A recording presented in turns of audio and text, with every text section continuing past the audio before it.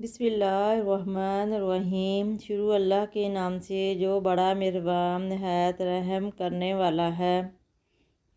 حضرت محمد صلی اللہ علیہ وسلم کی پسندیدہ غذائیں اور فوائد۔ جو کی روٹی۔ نبی کریم صلی اللہ علیہ وسلم کی مرغوب غذاؤں میں جو بھی شامل ہے۔ حضرت محمد صلی اللہ علیہ وسلم جو کی روٹی کو بہت پسند فرماتے تھے۔ حضور اکرم صلی اللہ علیہ وسلم نے اپنی ساری زندگی میں کبھی بھی میدے کی روٹی تناول نہیں فرمائی۔ ابو داؤد میں حدیث ہے کہ آپ صلی اللہ علیہ وآلہ وسلم نے جو کی روٹی کا ٹکڑا لیا اور اس پر کھجور رکھی اور فرمایا کہ یہ اس کا سالن ہے اور تناول فرما لیا۔ قدرت نے جو میں جسمانی قوت کا پیش بہا خزانہ چھپا کر ہمیں بخشا ہے۔ قدیم زمانے سے جو کا استعمال بطور علاج اور قوت بخش غذا میں ہوتا چلا آ رہا ہے۔ جو میں جسم کو توانائی بخشنے والے اجزاء کی خاصی مقدار پائی جاتی ہے۔ جو بلڈ پریشر کو فائدہ پہنچاتا ہے، حدت کو کم کرتا ہے، جوڑوں کے درد کو فائدہ پہنچاتا ہے۔ چونکہ زہریلے مادوں کو اخراج کرتا ہے، اس لیے مہاسے، چہرے کے دانوں اور اس سلسلے میں دوسری جلدی بیماریوں کو دور کرتا ہے۔ یہ ہمارے جسمانی صحت کے لیے ٹانک کا درجہ رکھتے ہیں۔ انہیں اپنی روزمرہ کی غذا میں شامل رکھیں اور صحت مند رہیں۔ سرکہ۔ ہمارے پیارے نبی کریم صلی اللہ علیہ وسلم کو سرکہ بھی بہت پسند تھا۔ آپ صلی اللہ علیہ وسلم نے نہ صرف سرکے کو تناول فرمایا بلکہ اس کی تعریف بھی فرمائی۔ حدیث میں ہے کہ حضور اکرم صلی اللہ علیہ وسلم نے ارشاد فرمایا کہ سرکہ بھی کیسا بہترین سالن ہے۔ حضرت ام ہانی رضی اللہ عنہا نے فرماتی ہیں کہ حضور نبی کریم صلی اللہ علیہ وسلم میرے گھر تشریف لائے اور فرمایا، کیا تیرے پاس کھانے کے لیے کوئی شے ہے؟ میں نے عرض کیا، سوکھی ہوئی روٹی اور سرکے کے سوا کچھ بھی نہیں۔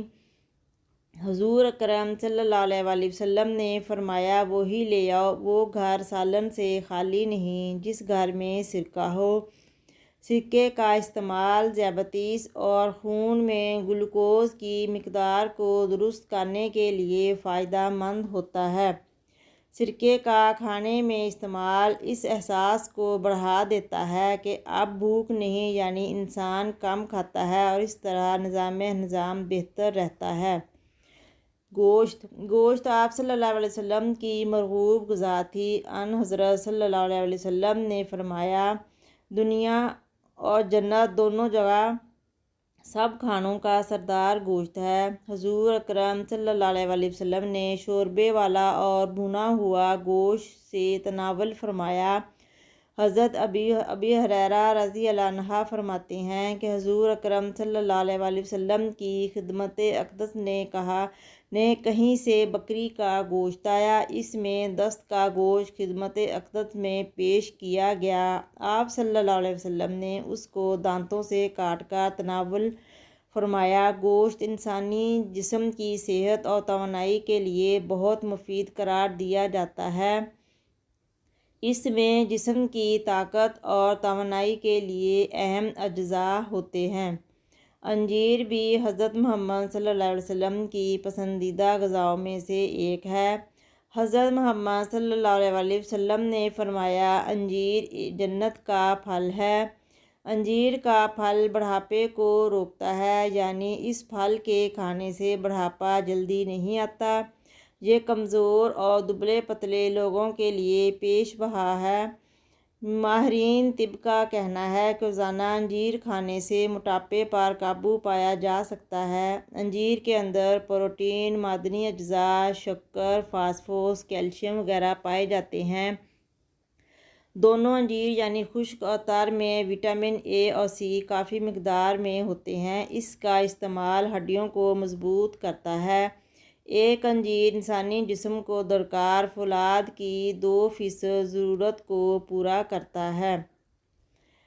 انگور۔ حضرت سیدنا عبداللہ بن عباس رضی اللہ عنہ تعالیٰ نے فرماتے ہیں کہ میں نے نبی کریم صلی اللہ علیہ وسلم کو انگور کے گوشے اس طرح تناول فرماتے ہوئے دیکھا کہ چھوٹا سا گوشہ منہ میں لے کر دانے توڑے اور تنکول کو باہر کھینچ لیتے۔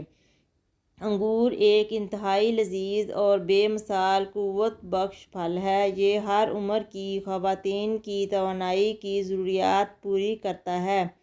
یہ جسم میں تازہ خون پیدا کرنے کا سبب بنتا ہے۔ اس کا رس نہ صرف معدے کی رطوبت کو مزید ہضم بناتا ہے بلکہ نظام کے بعد خون میں شامل ہو کر خون کو صحت مند بھی بناتا ہے۔ انگور کا رس آدھے سر کے درد اور معدے کی بیماریوں، تفدق یا قبض، کھانسی، جسم کی کمزوری، خون کی کمی اور دیگر امراض کے لیے بہت مفید ہے۔